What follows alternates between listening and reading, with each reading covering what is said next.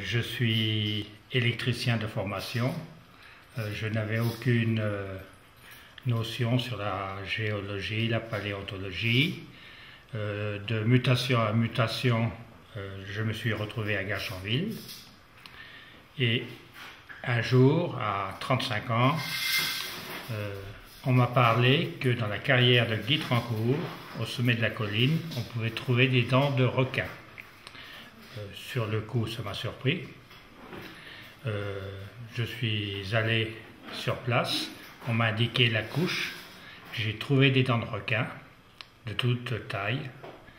Et à partir de là, je me suis posé la question, comment se fait-il qu'il y a des requins en haut d'une colline?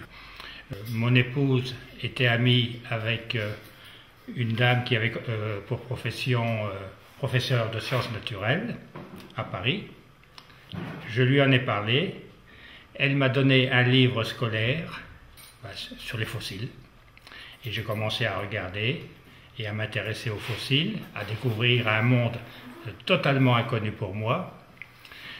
Par un autre collègue, j'ai appris qu'il y avait un tout petit club à Meulan, à 10 km, qui faisait des sorties minéraux, fossiles et outils préhistoriques. Les fossiles, je me rappelle des premières sorties de fossiles, je ramassais tout. Les petits morceaux, les cassés, les pas cassés, je ramassais tout. Je revenais avec des kilos et des kilos de fossiles chez moi.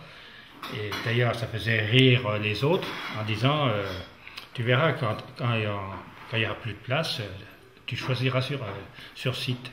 Donc c'est ce qui s'est passé. Depuis 18 mois, on a le projet Piquerie.